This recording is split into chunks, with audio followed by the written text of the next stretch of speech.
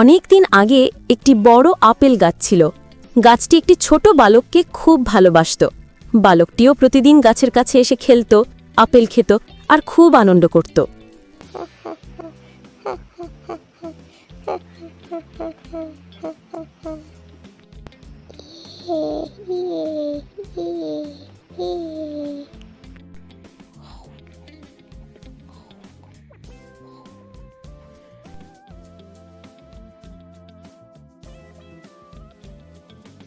Tata tata tata bye bye.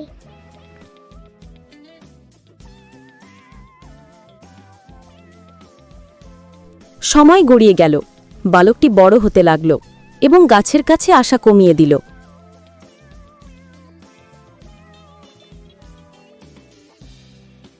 গাছটি দিন রাত তাকে মনে করত।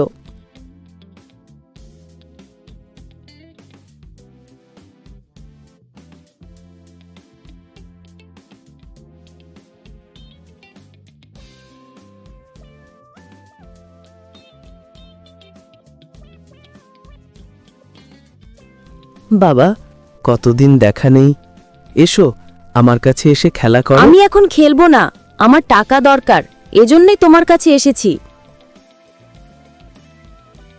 আমার কাছে টাকা নেই বাবা, তবে তুমি আমার আপেলগুলো বাজারে বিক্রি করতে পারো, এতে টাকা পাবে। ছেলেটি সব আপেল পেড়ে নিয়ে গেল।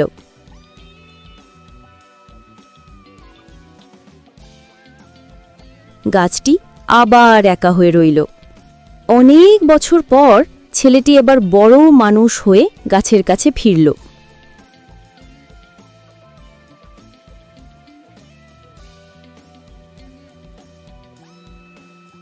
এসো বাবা, আমার কাছে এসো।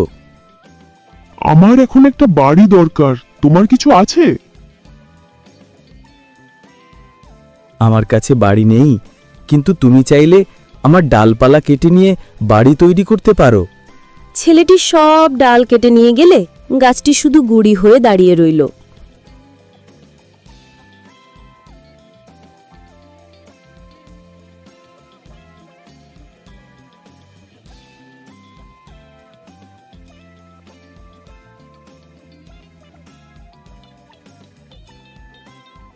আরও বহু বছর পেরিয়ে গেল। এবার ছেলেটি বৃদ্ধ হয়ে ফিরল।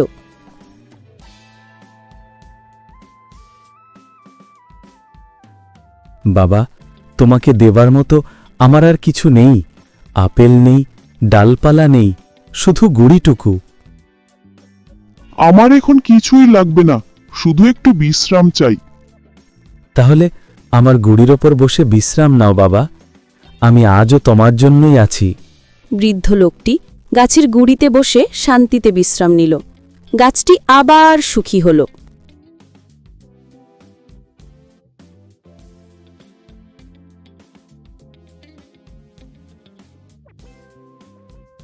মনে করবেন, বাবা মা আমাদের জন্য সব কিছু বিলিয়ে দেন, তাই তাদের ভালোবাসা ও সম্মান করা আমাদের দায়িত্ব।